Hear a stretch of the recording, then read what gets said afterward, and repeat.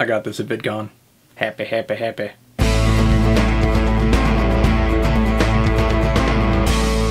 Hey everybody, welcome to another episode of Disorderly Political, where my disorder is I actually like to talk about politics, and I actually like to read about politics.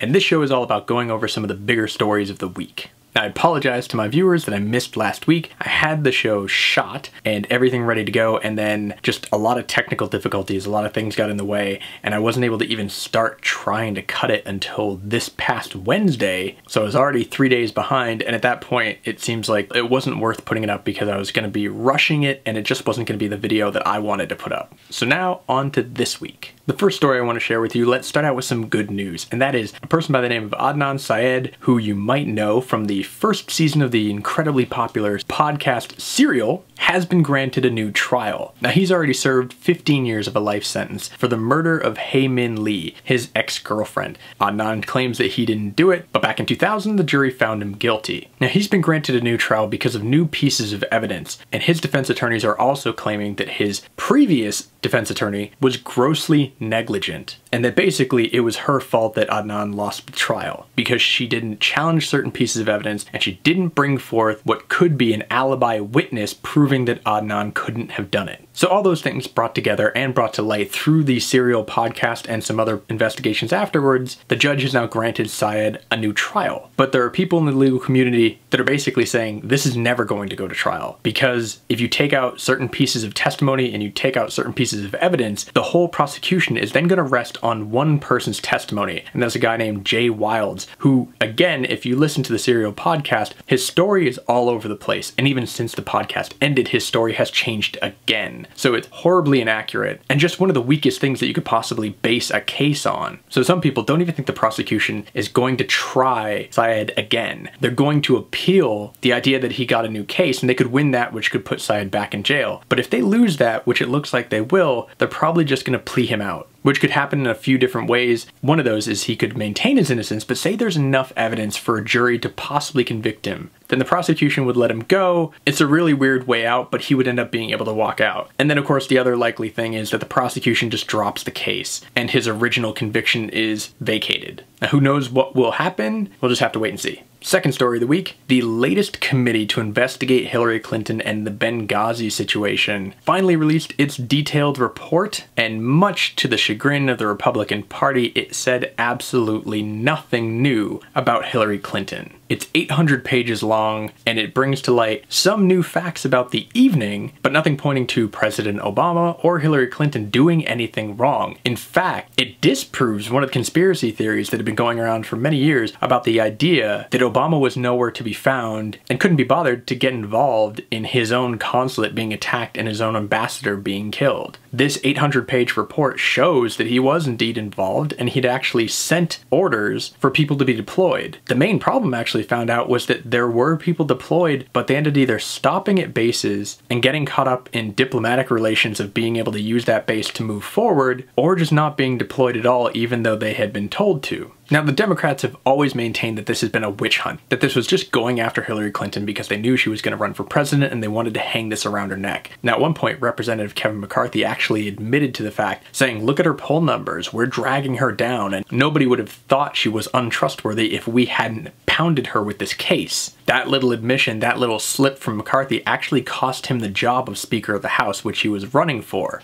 to try to oust John Boehner, who was the Speaker at the time. Another thing the Democrats are using against the Republicans is that this particular committee went on for years, cost $7 million of taxpayer money, found barely anything new at all, and nothing new against Clinton or Obama or the administration itself. And in terms of length, this committee actually lasted longer than the investigations into 9/11, Pearl Harbor, Hurricane Katrina, or the JFK assassination. When you put it into context of those other things, it's hard to justify how much time and energy was put into this. Especially since this wasn't the first investigation, this wasn't the first committee. This was the 8th congressional panel to actually investigate Hillary Clinton and Benghazi. Now, it didn't help that the GOP didn't even give the Democrats the report. They didn't let them put anything in the report, and the Democrats didn't even see the final report until it was given out to the press. Now, a couple days before, the Democrats had actually put out their own report, espousing the idea that the GOP was just on this witch hunt. Now, the new revelations that the GOP said that they found include these 4 points. Despite orders from both President Barack Obama and then Defense Secretary Leon Panetta, no military assets were sent to Libya until hours after the attack in Benghazi was underway. A security unit ready to deploy to Libya was delayed for 3 hours, and its members changed uniforms several times from camis into civilian attire due to diplomatic concerns about deploying military in uniform to Libya. The vice chairman of the Joint Chiefs of Staff did not attend a key White House meeting on the Benghazi attack so he could head home to host a dinner party for foreign dignitaries. And lastly, the group of Libyans that evacuated the Americans from the building under attack were from a militia that the CIA and State Department did not know and did not have relationships with prior to the attack. Now, all of those came from an article from Mother Jones, which I'll link to down below. But if those were the big things they found, do you really feel, I want to know your opinion, do you really feel that that was worth 2 years of testimony, 16,000 pages of transcripts, $7 million?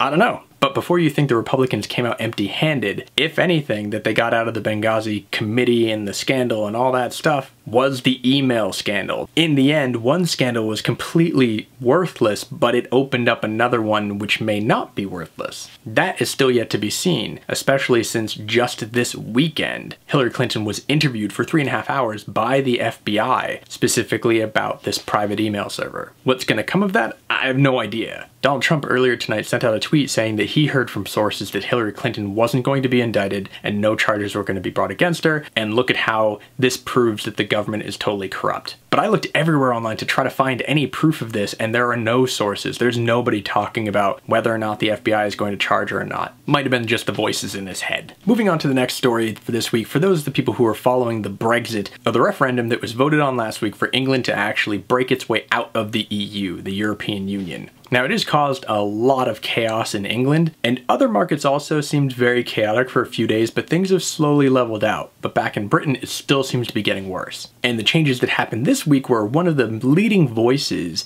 for the Get Out of the EU campaign was the former mayor of London, Boris Johnson, who strangely enough is perfect for the memes of the internet because he is like the English version of Donald Trump. Look at this photo, it's brilliant. Now, Boris Johnson was thought to be the next logical prime minister. He had the most support, he was one of the leading voices of the campaign that won the referendum, and polling looked in his favor. But then this week, he announced he wasn't going to run. And at the very same time, one of his companions in the Leave campaign, a man named Michael Gove, just cut Boris Johnson's legs out from under him, calling him completely inadequate to be prime minister, unqualified, and so many other things, and then announced that he was going to run himself. Now, going back to the referendum itself, and can and will Britain actually leave the EU, it is actually still possible Britain will never pull the trigger on this. Even though the referendum happened, they still have to enact something called Article 50. No one seems to be in a rush to actually do that. So there could be some people in Britain right now that are just kind of hoping that this all dies down and they just kind of forget that it ever happened. And that could partially be because of the fact that Scotland and Northern Ireland are both thinking very loudly about having their own votes to secede from the UK and then get themselves back into the EU, which would just leave England and Wales from the UK as the two countries that are leaving. Another way this could end up is that Britain or all of UK ends up kind of like Norway. Norway's not in the EU, but they have a lot of the benefits of the EU, including being part of the economic partnerships, and they also have free travel inside the European Union. They are included in that. But while some people think this is possible, I don't think it's incredibly likely because one of the main tenets of the Leave the EU campaign was to get away from the free immigration, the free travel inside the EU.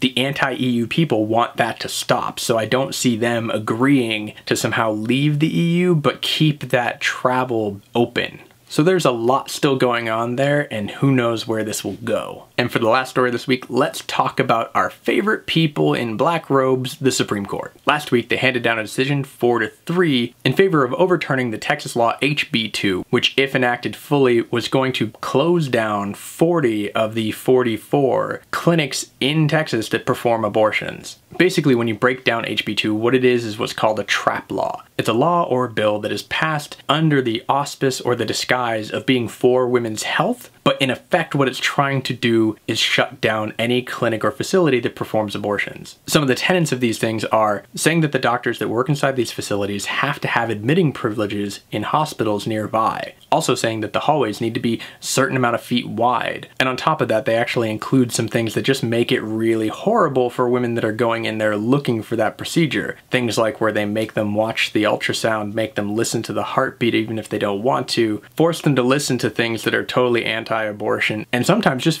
flat out wrong. Things like abortions cause cancer. All of these things are written into these laws, and the Supreme Court finally took a stand and shut down the one in Texas, which instantly set a precedent that the lobbying and legislative arm of Planned Parenthood has set their sights on. They're now going to launch a huge campaign to now overturn a number of trap laws in a number of other states. They're going after Missouri, Virginia, Florida, Arizona, Michigan, Pennsylvania, and Tennessee, plus more laws in Texas. And this week, Indiana also saw one of their laws overturned. If you've been following abortion and anti-abortion legislation, you know that since 2010, there have been hundreds and hundreds of laws passed in various states throughout the country, restricting more and more access to abortion. And this is the first time where the tide seems to be turning. Will they overturn all those laws? Absolutely not. But can this be a precedent as strong as Roe v. Wade that can set the stage to equal the battle? I don't know. Stands to be seen. Let me know what you think. So that's all for this week. Hope you guys enjoyed the episode. If you haven't subscribed yet, you can do so now in the link down below, or at the one at the end of the video,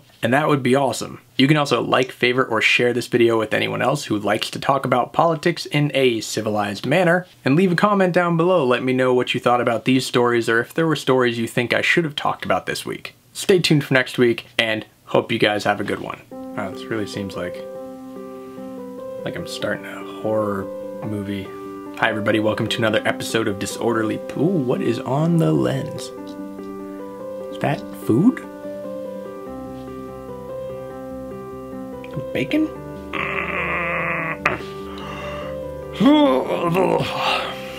Should I wear this? Does this make me look more, like, politicky?